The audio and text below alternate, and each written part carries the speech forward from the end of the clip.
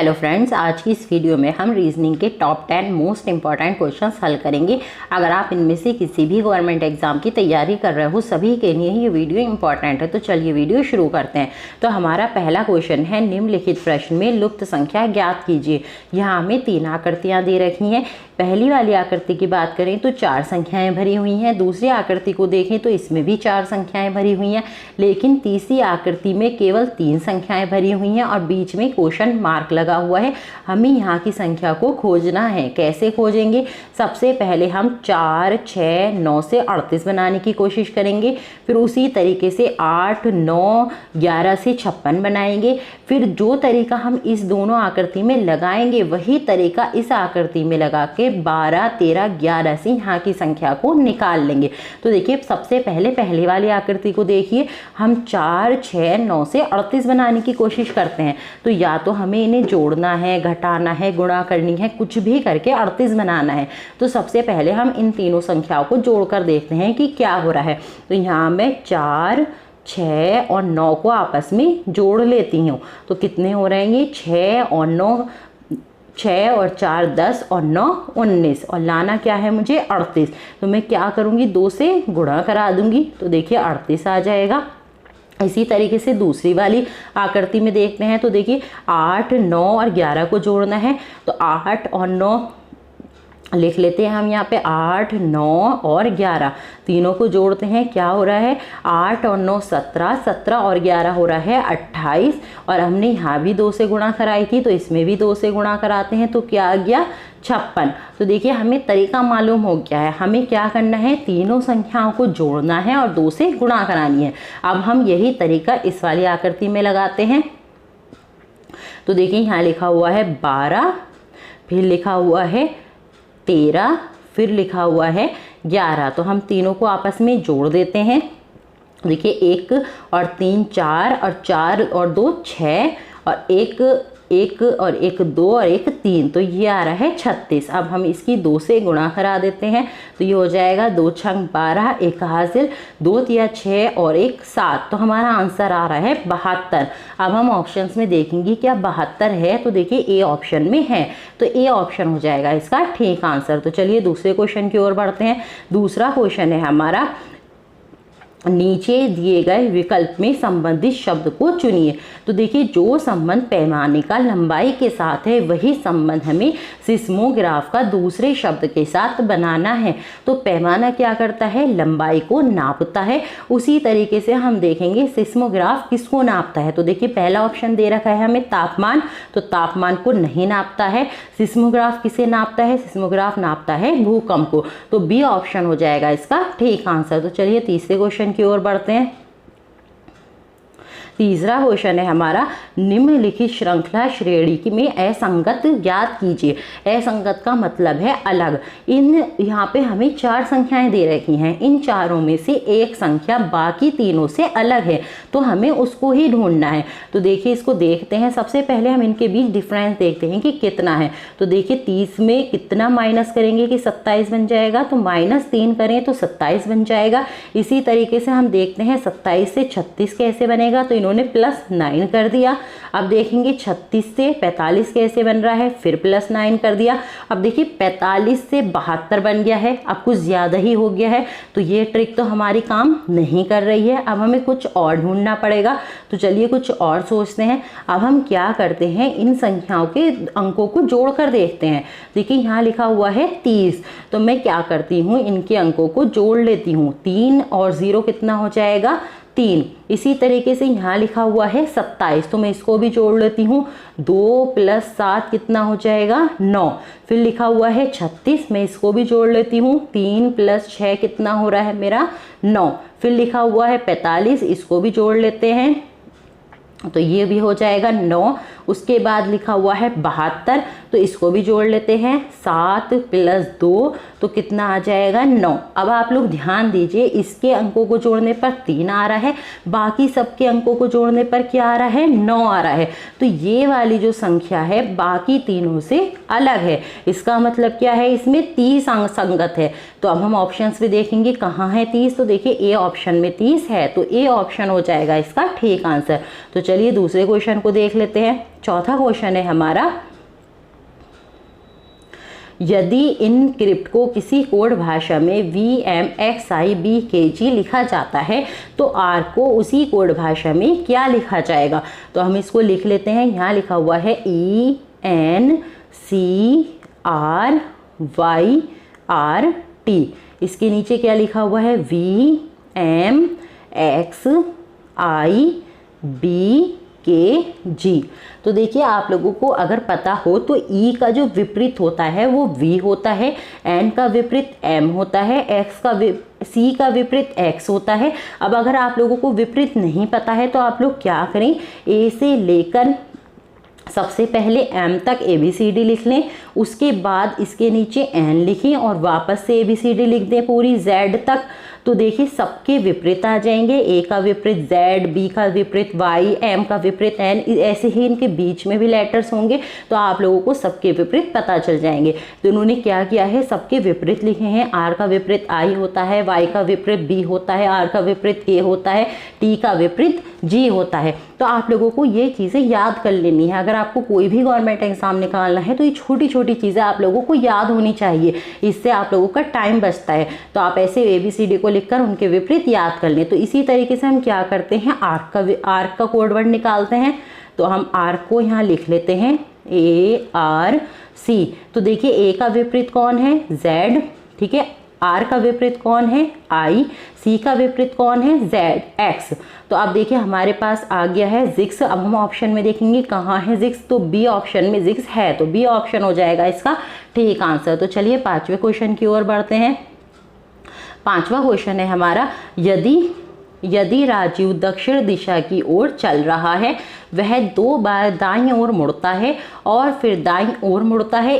पहले 2 बार दाईं ओर मुड़ा, उसके बाद फिर 1 बार और दाईं ओर मुड़ता है। अब उसके सम्मुख कौन सी दिशा है? तो देखिए दिशाएं ऐसे होती हैं, यहाँ होता है हमारा उत्तर, इधर होता है हमारा दक्षिण, इधर होता है पूर्व और इधर होता है हमारा पश्चिम। तो देखिए मान लीजिए यहाँ खड़ा है ये राजीव, यहाँ पर क्या खड़ा है? राजीव। तो राजीव दक्षिण दिशा की ओर चल रहा है, तो ये जो है इधर की तरफ चल रहा है, इधर होती है दक्षिण दिशा, ये ऐसे चल रहा है। तो उसके बाद वो क्या करता है, 2 बार दाईं ओर मुड़ता है। तो देखिए इसका दायां 1 बार ये होगा, उसके बाद ये क्या यहाँ आ जाएगा, ठीक है। अब इसके बाद यहाँ पर दाईं कहाँ होगा, इसका दायां इधर होगा। अब ये 2 बार दाईं मुड़ गया। अब उसके बाद लिखा हुआ है वो फिर से दाईं ओर मुड़ता है। 2 बार वो पहले दाईं ओर मुड़ गया, फिर से दाईं ओर मुड़ा, तो यहाँ पर है राजीव। अब इसका दाईं क्या होगा, इधर होगा इसका दायां, ठीक है। अब आगे पूछ रहे हैं उसके सम्मुख कौन सी दिशा है। तो अब देखिए उसके सम्मुख कौन है, इधर कौन सी दिशा होती है, इधर होता है हमारा पूर्व। तो अब उसके सम्मुख कौन सी दिशा है, पूर्व। अब हम ऑप्शन में देखेंगे कहाँ है पूर्व, तो देखिए सी ऑप्शन में पूर्व है, तो सी ऑप्शन हो जाएगा इसका ठीक आंसर।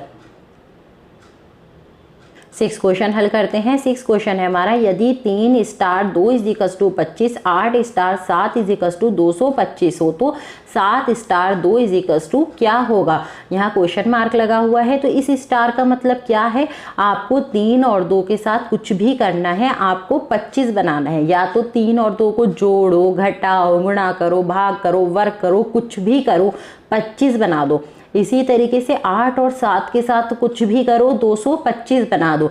फिर क्या होगा, हमारे पास एक तरीका आ जाएगा, उसी तरीकों को हम इसमें लगाएंगे और 7 और 2 से यहाँ की संख्या को निकाल लेंगे। तो चलिए देखते हैं कैसे बनाएंगे। सबसे पहले हमें 3 और 2 से 25 बनाना है, तो हम क्या करते हैं, 3 और 2 को आपस में जोड़ लेते हैं, देखते हैं जोड़ के क्या हो रहा है। तो 3 + 2 कर देते हैं, तो ये हो रहा है हमारे पास 5। और देखिए यहाँ लिखा हुआ है 25, इसका मतलब क्या है, हमें 5 का वर्ग करना है, क्योंकि 5 का वर्ग ही 25 होता है, तो यहाँ 25 आ जाएगा।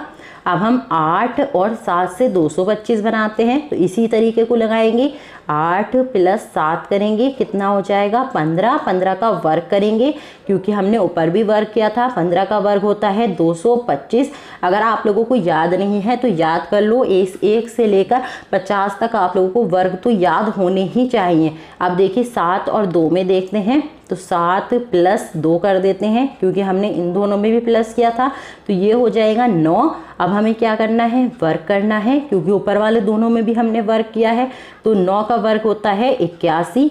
अब हम ऑप्शन में देखेंगे क्या 81 कहीं है, तो देखिए डी ऑप्शन में है, तो डी ऑप्शन हो जाएगा इसका ठीक आंसर। तो चलिए 7वां क्वेश्चन देखते हैं।